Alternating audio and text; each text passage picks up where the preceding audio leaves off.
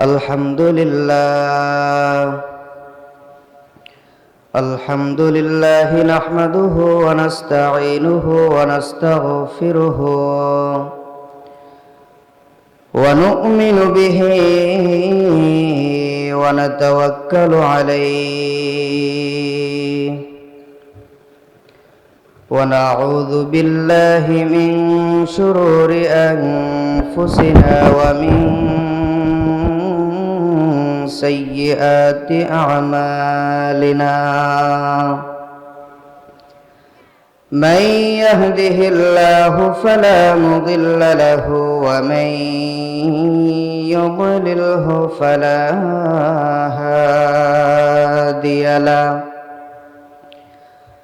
ونشهد أن لا إله إلا الله وحده لا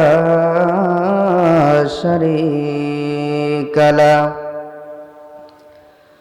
ونشهد أن سيدنا وسندنا وحبيبنا ومولانا محمدا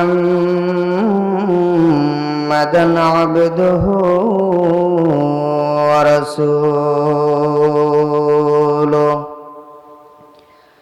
الذي أرسله بالحق بشيرا ونذيرا وداعيا إلى الله بإذنه وسراجا وقمرا منيرا أما بعد فقد قال الله تعالى في كلامه المجيد وفي فرقانه الحميد সকলে আমার সাথে সাথে পড়েন أعوذ بالله من الشيطان الرجيم بسم الله الرحمن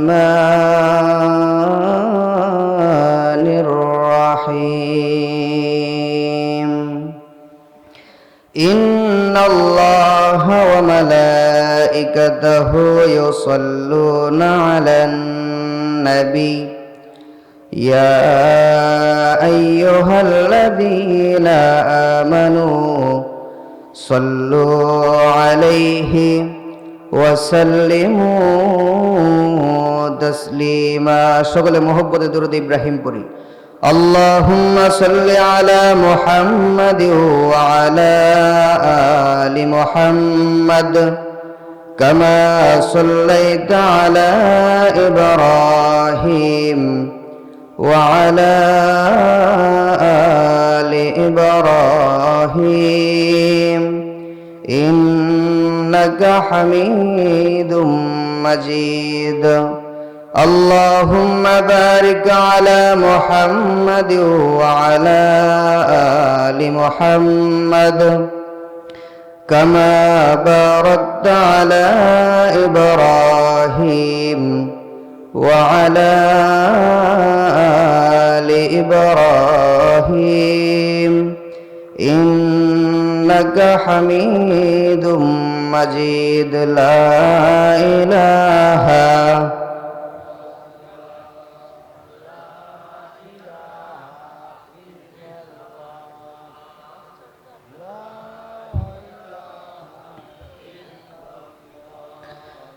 لا إله إلا الله لا إله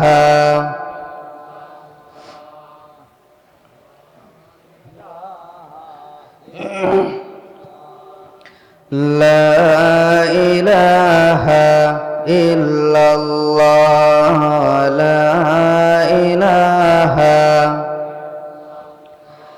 لا إله إلا الله মুহাম্মাদুর রাসূলুল্লাহ। সকলে বলেন সাল্লাল্লাহু আলাইহি ওয়াসাল্লাম। জান্নাতুল মাওয়া আদর্শ মহিলা মাদ্রাসা এবং আল হেরা নুরানি কিন্ডারগার্টেন কুনিয়া মুন্নাচটি মাদ্রাসা এর উদ্যোগে আয়োজিত ইসলামী মহাসম্মেলনের সম্মানিত সভাপতি, প্রধান অতিথি, বিশেষ অতিথিবৃন্দ, আমন্ত্রিত হযরত ওলামায়ে কেরাম, বিশেষ করে আমার সামনে উপস্থিত আছেন অত্র এলাকা এবং তার পার্শ্ববর্তী এলাকাগুলো থেকে আগত ইসলাম প্রিয় দিনদার পরহেজগার মুসলমান ভাইয়েরা, বিশেষ করে আমার কলিজার টুকরা যুবক এবং তরুণ ভাইয়েরা, পর্দার অন্তরালে অবস্থানগত আমাদের সকলের অত্যন্ত শ্রদ্ধেয়া সম্মানিতা মা এবং বোনেরা, লাখ কোটি শুকর আদায় করছি সেই মহান মালিকের দরবারে, যে মহান মালিক আমাদেরকে এই অশান্তময় পৃথিবীর অশান্ত পরিবেশ থেকে, গুনাহে পরিপূর্ণ অন্ধকারাচ্ছন্ন সমাজ থেকে যাচাই বাছাই করে মুষ্টিময় কিছু সংখ্যক মানুষকে একত্রিত করে বিশ্বনবীর ভাষায় জান্নাতের বাগানে এসে বসে কুরআন এবং হাদিস থেকে কিছু কথা বলার এবং শোনার তৌফিক দান করেছেন। এই কারণে আপনারা খুশি না বেজার? কম না বেশি?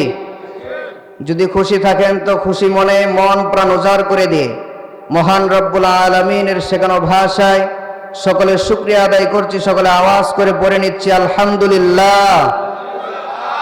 আরো জোরে আওয়াজ করে পড়ে নিচ্ছি আলহামদুলিল্লাহ। প্রিয় মুহতারাম হাজিরিন, ডানে বামে কথা বলে আমি আপনাদের মহামূল্যবান সময় নষ্ট করব না, কারণ শীতের রাত, লম্বা সময় কথাও বলা যাবে না। কথা বলেন ঠিক কিনা?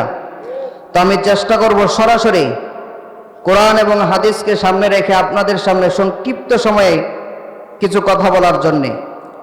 আল্লাহ পাক যেন আমার জবান থেকে এমন কিছু কথা বের করে দেয় যে কথাগুলোর ভিতরে রয়েছে আপনাদের জন্য দুনিয়া ও আখিরাতের জন্য কল্যাণ। আল্লাহ পাক যেন আমাকে কবুল করেন, সকলে বলেন আমিন। প্রিয় মুহতারাম হাজিরিন, দেখেন আজ আমাদের গোটা সমাজে মানুষ এমনভাবে অন্যায় অপরাধে নিমজ্জিত আছে। আমাদের সমাজে জেনা আছে না নাই? আমাদের সমাজে মানুষ মানুষকে হত্যা করছে অন্যায়ভাবে, আছে না নাই? আমাদের সমাজে মদ জুয়া আছে না নাই? চুরি ডাকাতি আছে না নাই? এইগুলা কি সমাজের বড় বড় অন্যায় অপরাধ না? কথা বলেন, এইগুলা কি আমাদের সমাজ থেকে দূর হওয়ার দরকার আছে না নাই? এইগুলো আমাদের সমাজ থেকে দূর করতে হবে। কথা বলেন ঠিক কিনা? সমাজে আমাদের দেশের নেতৃত্বে যারাই আসুক না কেন বা সমাজের নেতৃত্বে যারাই আসুক না কেন, তারা কিন্তু সর্বোপরি চেষ্টা করে যে দেশটাকে কিভাবে একটা ক্লিন, একটা সভ্য সমাজ কিভাবে পরিণত করা যায়। কথা বলেন ঠিক কিনা? কিন্তু আমার কথা হচ্ছে, তারা কখনো আল্লাহ পাকের কোরআনে যে বিধিবিধান দিয়েছে একটা সভ্য সমাজ গঠন করার, তারা কখনো সেই বিধিবিধান ফলো করে না। কথা বলেন ঠিক কিনা? কিন্তু আল্লাহর কসম করে বলতে পারি, সমাজে যেই ক্ষমতায় আসুক না কেন, যেই সমাজের দায়িত্বে আসুক না কেন, যদি তারা আল্লাহ পাকের কোরআন দিয়ে সমাজ পরিচালনা করে, তাহলে না লাগবে আর্মি, না লাগবে সেনাবাহিনী, না লাগবে পুলিশ। যদি শুধুমাত্র তারা গাইডলাইন হিসেবে আল্লাহ পাকের কোরআনকে বেছে নেয়, আল্লাহর কসম আমার গোটা বাংলাদেশ সোনার বাংলায় পরিণত হবে। কথা বলেন ঠিক কিনা? কারণ এই কোরআনে কারিম হচ্ছে আল্লাহ পাকের দেয়া বিধান। কার বিধান? আল্লাহর থেকে বড় জ্ঞানী, আল্লাহর থেকে বড় বিধানদাতা, আল্লাহর থেকে বড় ইনসাফদার আর কেউ হতে পারে? কথা বলেন, আর কেউ হতে পারে? তাহলে আল্লাহ পাক যে বিধিবিধান দিয়েছে, সেই বিধান আমাদের সমাজে কায়েম হোক, আমার সমাজে বাস্তবায়ন হোক, সেটা কি আপনারা চান? প্রিয় মুসলমান ভাইরা আমার, লক্ষ্য করেন, আল্লাহ পাকের কোরআন দিয়ে যদি আমার গোটা সমাজ পরিচালনা করা হয়, আল্লাহ পাকের কোরআন দিয়ে যদি আমার গোটা সমাজ ব্যবস্থা চালানো হয়, আমি তো আল্লাহর কসম করে বলতে পারি আমার সমাজে কোনো একটা অপরাধও থাকবে না। কথা বলেন ঠিক কিনা? কারণ আমার সমাজে হত্যা রয়েছে, আমার সমাজে জেনা রয়েছে, আমার সমাজে অন্যায়ভাবে মানুষ মানুষকে হত্যা করছে, আমার সমাজে মানুষের জানের নিরাপত্তা নাই, মালের নিরাপত্তা নাই, নারীর সতীত্বের নিরাপত্তা নাই। কথা বলেন ঠিক কিনা? কিন্তু ১৫০০ বছর আগেও দেখেন মানুষগুলা এর থেকেও আরো পাপিষ্ঠ ছিল। মানুষগুলা এর থেকে আরো জঘন্যতম পাপিষ্ঠ ছিল। ওই সময় মানুষগুলা এমন পাপিষ্ঠ ছিল। আজ থেকে ১৫০০ বছর আগে যখন আল্লাহ রাব্বুল আলামিন তার হাবিবকে দুনিয়ার জমিনে পাঠান নাই, আল্লাহ রাব্বুল আলামিন কোরআনে কারীম দুনিয়াতে নাযিল করেন নাই, তখন সেই ১৫০০ বছর আগের মানুষগুলা এমন অন্ধকারে নিমজ্জিত ছিল যে এমন কোনো অপরাধ ছিল না যে অপরাধগুলা সেই মানুষগুলা করতো না। কথা বলেন ঠিক কিনা? মানুষগুলা তো এমন পাপিষ্ঠ ছিল, সেই মানুষগুলাকে মানুষই মনে করতো না। যেই যুগটাকে বলা হতো জাহিলি যুগ। কথা বলেন ঠিক কিনা? দুইজন লোক একত্রিত হয়ে বসে আছে, তাদের সামনে দিয়ে একটা দাসী হেঁটে যাচ্ছে। সেই দাসী মহিলার পেটে এসেছে একটা বাচ্চা। দুইজন মিলে বাজি ধরে এই দাসীর পেটে ছেলে বাচ্চা আছে নাকি মেয়ে বাচ্চা আছে। তারা বাজি ধরে যদি ছেলে বাচ্চা হয় তাহলে আমি তোমাকে একটা উট দেব, আর এই দাসীর পেটে যদি মেয়ে বাচ্চা হয় তাহলে উট তোমার, আর ছেলে যদি হয় উট আমার। এরকম ভাবে তারা বাজি ধরতো। বলেন তো দেখি, আমাদের সমাজে মা বোনদের গর্ভে যদি এখন বাচ্চা হয়, বাচ্চা প্রসব হওয়ার আগেই কিন্তু আমরা ক্লিনিকে গিয়ে পরীক্ষা করলে বুঝতে পারি ছেলে বাচ্চা নাকি মেয়ে বাচ্চা। কথা বলেন ঠিক কিনা? কিন্তু ১৫০০ বছর আগে তো এই সিস্টেম ছিল না। কথা বলেন ঠিক কিনা? তাহলে তারা কিভাবে বুঝবে যে ছেলে বাচ্চা আছে নাকি মেয়ে বাচ্চা আছে? এখান থেকে আপনারা শুধু এতটুকু লক্ষ্য করেন যে মানুষগুলা কেমন অন্ধকারে নিমজ্জিত ছিল, কেমন অপরাধে নিমজ্জিত ছিল, এবং তাদের মনঃসত্ত্ববোধ কেমন ভাবে মরে গিয়েছিল। তারা সেই দাসী মহিলাটাকে টেনে হিঁচড়ে নিয়ে আসতো, ওই জীবন্ত দাসীটার পেট ছিঁড়ে বাচ্চাটা বের করে দেখতো সেই বাচ্চাটা ছেলে বাচ্চা নাকি মেয়ে বাচ্চা। বলেন নাউজুবিল্লাহ। তাহলে একবার চিন্তা করেন, সেই মানুষগুলোকে কি মানুষ বলা যায়? কথা বলেন। যে একটা জীবিত একটা মানুষের পেট ছিঁড়ে বাচ্চা বের করে তারা দেখতো সেটা ছেলে বাচ্চা নাকি মেয়ে বাচ্চা। তাদের ভিতরে কি মনঃসত্ত্ববোধ বলতে কোনো কিছু আছে? কথা বলেন। এমনকি মানুষগুলা এমন অন্ধকারে নিমজ্জিত ছিল, মা হয়ে সন্তানদের সাথে রাত কাটাতে হয়েছে। বাবা দুনিয়াতে সম্পদ রেখে মারা গেলে সন্তানদের মাঝে সম্পত্তি যেরকম ভাবে বন্টন করে দেওয়া হয়, ১৫০০ বছর আগে স্ত্রীকে রেখে যদি স্বামী মারা গিয়েছে তাহলে সেই স্ত্রীকে সন্তানদের মাঝে স্ত্রী হিসেবে বন্টন করে দেওয়া হতো। বলেন নাউজুবিল্লাহ। আপন বাবা হয়ে যদি কন্যা সন্তান জন্ম হয়েছে, আপন বাবা হয়ে কন্যা সন্তান কেন জন্ম হয়েছে, তারা সেই জীবিত কন্যা সন্তানকে তারা বালি চাপা দিয়ে মেরে ফেলেছে। কথা বলেন ঠিক কিনা? যখন চতুর্পাশে এমন অন্ধকার, যখন মানুষগুলা এমন অন্ধকারে নিমজ্জিত, তখন আল্লাহ রাব্বুল আলামিন গোটা মানবতার সভ্যতার আলো জ্বালানোর জন্য আল্লাহ রাব্বুল আলামিন মানবতার মুক্তির দূত বিশ্বনবী জনাবে মুহাম্মদুর রাসূলুল্লাহ সাল্লাল্লাহু আলাইহি ওয়াসাল্লামকে এই পৃথিবীর জমিনে রহমত হিসেবে নাজিল করেছে। বলেন সুবহানাল্লাহ। আল্লাহু আকবার। আল্লাহ রাব্বুল আলামিন তার হাবিবকে দুনিয়ার জমিনে পাঠিয়ে দিলেন, এবং আল্লাহর হাবিব সাল্লাল্লাহু আলাইহি ওয়াসাল্লাম এমন অন্ধকার সমাজের মানুষগুলার সাথে এমন একটা জাহিলি যুগে আল্লাহর হাবিব সাল্লাল্লাহু আলাইহি ওয়াসাল্লাম ধীরে ধীরে বড় হতে লাগলেন। কিন্তু তিনি তো যখন প্রাপ্তবয়স্ক হয়ে গেলেন, তিনি মনে মনে চিন্তা করেন মানুষগুলা এমন অন্ধকারে নিমজ্জিত আছে, এই মানুষগুলাকে কিভাবে আলোকিত করা যায়, কিভাবে এই অন্ধকার সমাজে সভ্যতার আলো জ্বালানো যায়। এই চিন্তা করে করে আল্লাহর হাবিব সাল্লাল্লাহু আলাইহি ওয়াসাল্লাম হেরা গুহায় ধ্যানমগ্ন থাকেন। আল্লাহর হাবিব সাল্লাল্লাহু আলাইহি ওয়াসাল্লাম প্রতিদিনের ন্যায় সেদিনও হেরা গুহায় ধ্যানমগ্ন আছেন। কিন্তু এই দিন হঠাৎ করে আল্লাহর হাবিব যখন হেরা গুহায় ধ্যানমগ্ন আছেন, হঠাৎ করে একজন আগন্তুক এসে হাজির হলেন। আগন্তুক এসে কোনো কথা নাই, সরাসরি আল্লাহর হাবিবকে ডাক দেয়া বলে, মুহাম্মদ আপনি পড়েন ইকরা। আল্লাহর হাবিব বলেন, মা আনা বিকারিন, আমি তো পড়তে জানি না। ওই আগন্তুক লোকটা আবার বলেন, আপনি পড়েন ইকরা। আল্লাহর হাবিব বলেন, মা আনা বিকারিন, আমি তো পড়তে জানি না। এরকম ভাবে দু একবার বলার পরে ওই আগন্তুক লোকটা আমার নবীজিকে বুকের সাথে জড়ায়া ধরে এমন জোরে চাপ দিলেন আর বললেন, ওগো মুহাম্মদ এবার আপনি পড়েন। ইকরা বিসমি রাব্বিকাল্লাযী খালাক খালাকাল ইনসানা মিন আলাক ইকরা ওয়া রাব্বুকাল আকরাম। ওগো আমার হাবিব, আপনি পড়েন আপনার প্রভুর নামে। এবার আল্লাহর হাবিব সাল্লাল্লাহু আলাইহি ওয়াসাল্লাম কোরআনে কারীমের সেই আয়াতগুলো পড়ে ফেললেন।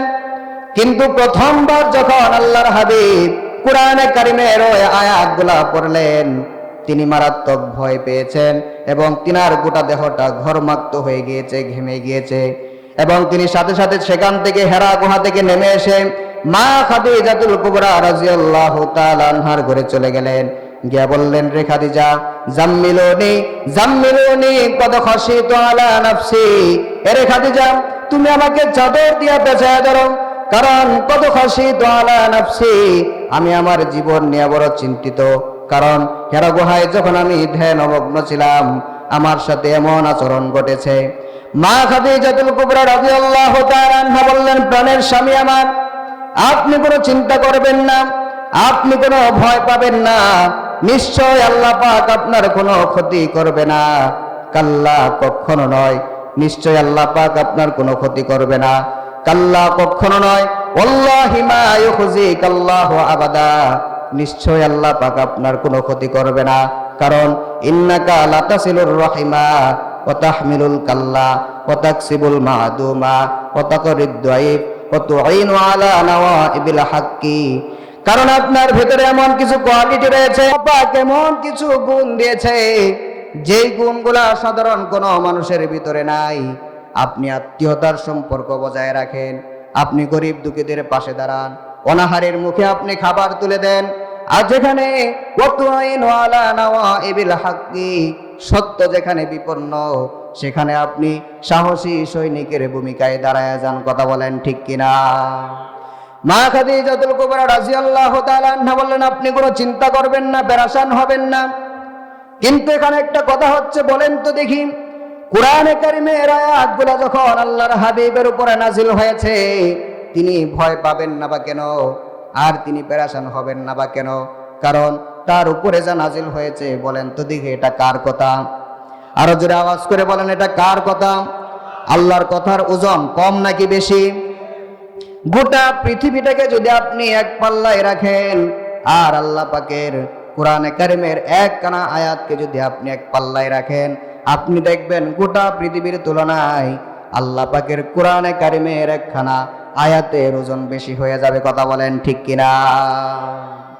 এই কারণে তো আল্লাহ রাব্বুল আলামিন বললেন, ওগো আমার হাবিব, যেই কোরআন আমি আপনার উপরে নাজিল করেছি, আপনি কি জানেন এই কোরআন যদি আমি পাহাড়ের উপরে নাজিল করতাম, লাউ আনজালনা হাদাল কুরআনা আলা জাবালিল লারাআইতাহু খাশিআম মুতাসাদ্দিআম মিন খাশিয়াতিল্লাহ।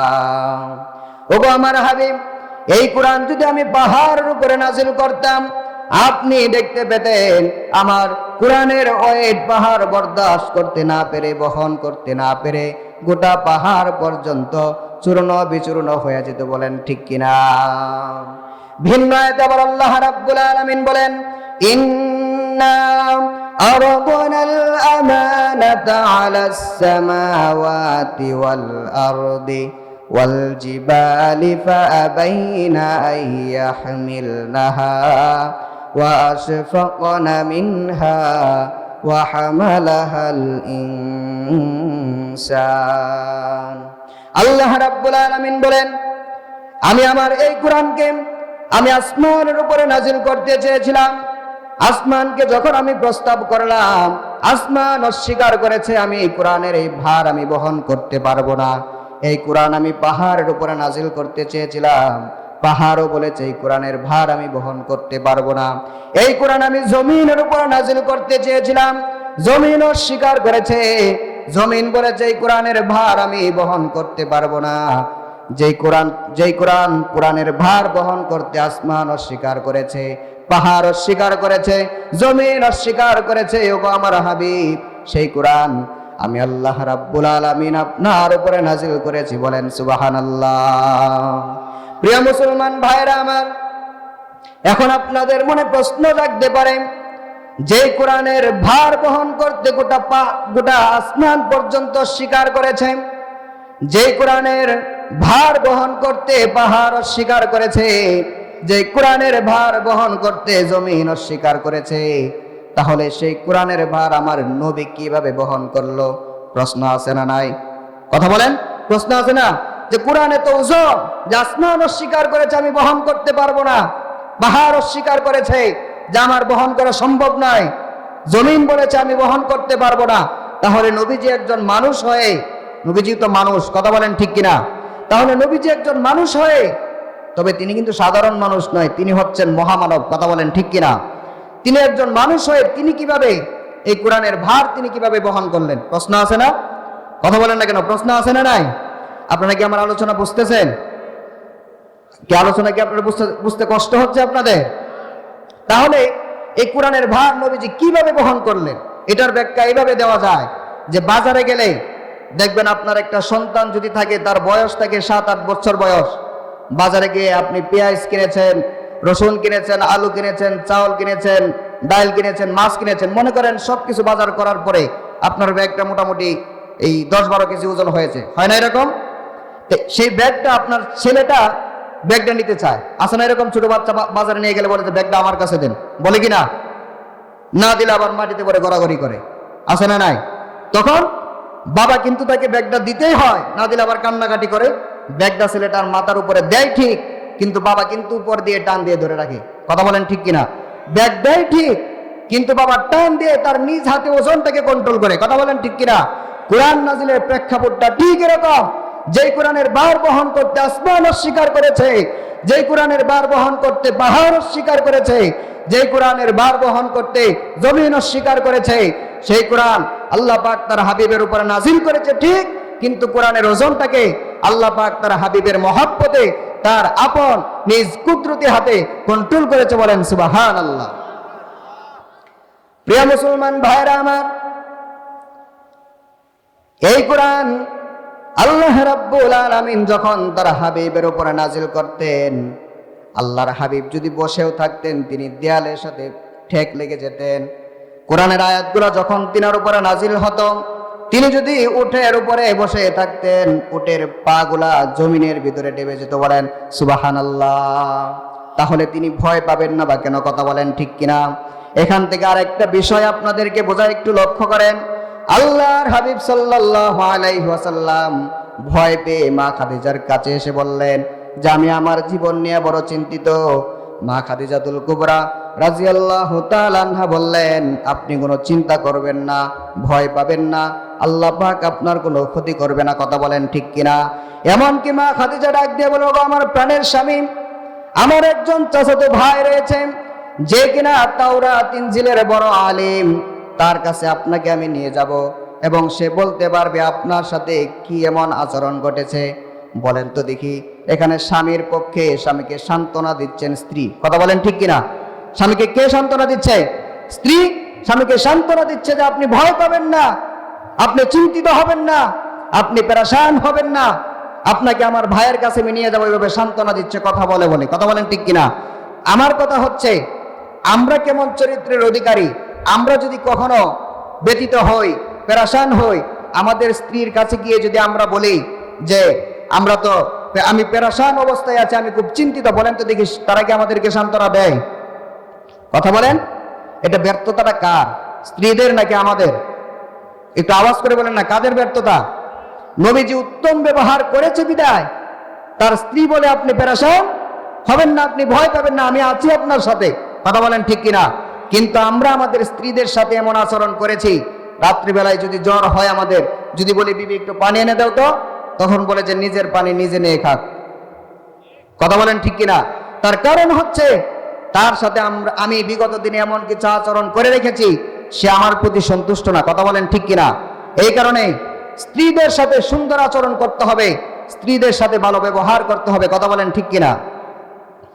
আমি তো একটা কথা সব সময় বলে থাকি, আমরা পাশের বাসার বাবির জন্য যত সুন্দর করে আমরা প্রশংসা করি, তাদের ব্যাপারে আমরা যত ভালো মন্তব্য করি, তাদের সাথে যত সুন্দর করে আমরা কথা বলি, এত সুন্দর করে যদি ঘরের বিবির সাথে কথা বলতাম, তাহলে আল্লাহ পাক আমাদের ঘরটাকে জান্নাতের টুকরা বানায় দিত। কথা বলেন ঠিক কিনা? আবার অনেক বিবিরা রয়েছেন যারা স্বামীর কথা মানে না, যারা স্বামীর অবাধ্যতা করে, সারাদিন কাজ করে স্বামী যখন বাহির থেকে আসে, স্বামী অনেক আশা নিয়ে আসে যে আমার বউ আমার জন্য এক গ্লাস পানি নিয়ে দাঁড়িয়ে থাকবে। কথা বলেন ঠিক কিনা? কিন্তু বাহির থেকে যখন স্বামী আসে উল্টা হয়ে যায়, বাহির থেকে এসে দেখে পানি নিয়ে দাঁড়িয়ে থাকবে দূরের কথা, এবং তার বুকে মাথা রেখে শান্তি পাবে দূরের কথা। সারাদিন কাজ করে নিজের শরীরটাকে এমন ভাবে নোংরা বানিয়ে রাখে যে স্বামী ঘামের গন্ধে তার কাছেও যাইতে পারে না। কথা বলেন ঠিক কিনা? কথা বলেন ঠিক কিনা? এই কারণে স্ত্রীদেরও উচিত স্বামীদেরকে মর্যাদা দেওয়া, স্বামীদেরকে ভালোবাসা। আবার আমরা যারা স্বামীরা এখানে রয়েছে, আমাদের উচিত আমাদের স্ত্রীদের সাথে সুন্দর আচরণ করা। কথা বলেন ঠিক কিনা? পারবো না ইনশাল্লাহ? আল্লাহর হাবিব বলেন, খিয়ারুকুম খিয়ারুকুম লিআহলিহি, ও পুরুষেরা, তোমাদের মধ্যে শ্রেষ্ঠ পুরুষ হচ্ছে তারা যেই পুরুষ তার স্ত্রীর কাছে শ্রেষ্ঠ। কথা বলেন ঠিক কিনা? এই কারণে যারা আপনারা রয়েছেন, আপনাদেরকে অনুরোধ করব আপনারা স্ত্রীর সাথে সুন্দর আচরণ করবেন। কারণ আপনার স্ত্রী যদি আপনার ব্যাপারে ভালো সাক্ষী দেয়, তাহলেই একমাত্র আপনি সভ্য এবং ভালো পুরুষ। কথা বলেন ঠিক কিনা? প্রিয় মুসলমান ভাইরা আমার, আসুন আবার আমরা জায়গায় চলে যাই। মা খাদিজা বললেন, আমি আপনাকে আমার চাচাতো ভাইয়ের কাছে নিয়ে যাব। এবং চাচাতো ভাইয়ের কাছে নিয়ে যাওয়ার পরে ওই তাওরাত ইনজিলের বড় আলেম সকল ঘটনা খুলে বলার পরে এবারে তিনি বললেন, মুহাম্মদ, আপনি ভয় পাচ্ছেন, ভয় পাওয়ার কোনো কারণ নাই। কারণ আপনার কাছে তো সে এসেছিল, যে এসেছে ইব্রাহিম আলাইহিস সালামের কাছে। আপনার কাছে তো সে এসেছে, যে এসেছিল মুসা আলাইহিস সালামের কাছে। আপনার কাছে এসেছে সাইয়েদনা জিবরাইল আলাইহিস সালাম। আর যা আপনাকে পড়িয়ে দিয়েছে, এটা তো সাধারণ কোনো জিনিস আপনাকে পড়িয়ে দিয়ে যায় নাই। যেটা আপনাকে পড়িয়ে দিয়েছে সেটা হচ্ছে মহান রব্বুল আলামিনের পক্ষ থেকে মহাগ্রন্থ আল কুরআন। বলেন আলহামদুলিল্লাহ।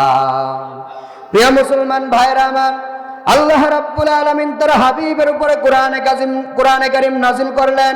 কোরআনে কারীম নাজিল করে দিয়ে বললেন, ওগো আমার হাবিব, আলিফ লাম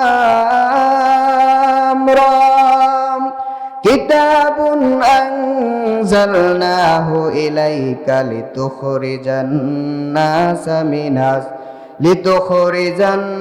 নাসা মিনাজ যুলুমাতি ইলান নূর। আল্লাহ রাব্বুল আলামিন বলেন, ওগো আমার হাবিব, এই কোরআন আমি আপনার উপর এই কারণেই নাজিল করেছি, আপনি যেন অন্ধকার আচ্ছন্ন সমাজের মানুষগুলাকে আপনি যেন আলোকিত করতে পারেন। যে মানুষগুলা অন্ধকারের ভিতরে ডুবে আছে, সেই মানুষগুলাকে যেন আপনি আলোর দিকে নিয়ে আসতে পারেন। কথা বলেন ঠিক কিনা? প্রিয় মুসলমান ভাইরা আমার, বলেন তো দেখি, এখানে আল্লাহ পাক যে অন্ধকারের কথা বলেছে, এই অন্ধকার কি রাতের অন্ধকার?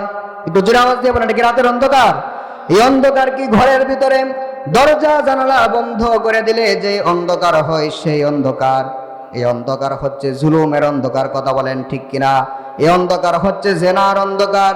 এই অন্ধকার হচ্ছে মদ, জুয়া, যত ধরনের অন্যায় অপরাধ রয়েছে যা গোটা সমাজকে ধ্বংস করে দিয়েছে, সেই অন্ধকার। কথা বলেন ঠিক কিনা? আর এখানে যে আলোর কথা বলা হয়েছে, এই আলো তো দিনের বেলা সূর্য উঠলে যে আলো হয় সেই আলো না। এই আলো তো রাত্রিবেলায় ঘরের ভিতরে বাতি জ্বালিয়ে দিলে যে আলো হয় সেই আলো না। এই আলো হচ্ছে সভ্যতার আলো। কথা বলেন ঠিক কিনা?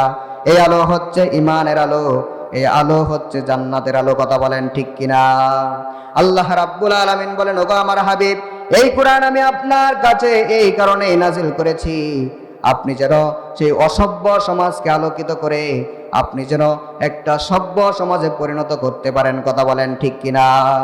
ঠিক তেমনি ভাবে আল্লাহ রাব্বুল আলামিনের কথা অনুযায়ী আল্লাহর হাবিব সাল্লাল্লাহু আলাইহি ওয়াসাল্লাম গোটা সমাজে কোরআন এমন ভাবে বাস্তবায়ন করেছেন, জেনার বিধান সমাজে বাস্তবায়ন করেছে, চুরির বিধান সমাজে বাস্তবায়ন করেছে, অন্যায় ভাবে মানুষকে হত্যা করলে যেই বিধান, সেই বিধান আল্লাহর হাবিব সমাজে বাস্তবায়ন করেছে।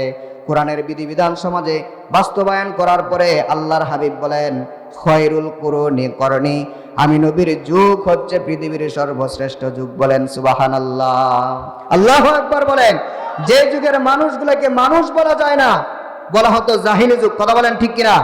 যে জীবন্ত মানুষকে, জীবন্ত কন্যা সন্তানকে মাটির নিচে পুঁতে ফেলে, সেই মানুষগুলো তো মানুষই ছিল না। কথা বলেন ঠিক কিনা?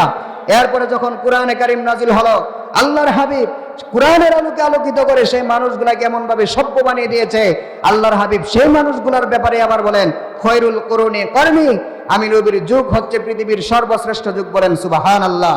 উদাহরণ দিলে এইভাবে দেওয়া যায়, কোরআনের আলোকে আলোকিত করে এক একটা মানুষকে আল্লাহর হাবিব এমন ভাবে আলোকিত করেছেন যেন এক একটা কয়লার টুকরার সমতুল্য মানুষকে আল্লাহর হাবিব হীরার টুকরায় রূপান্তর করেছে। কথা বলেন ঠিক কিনা?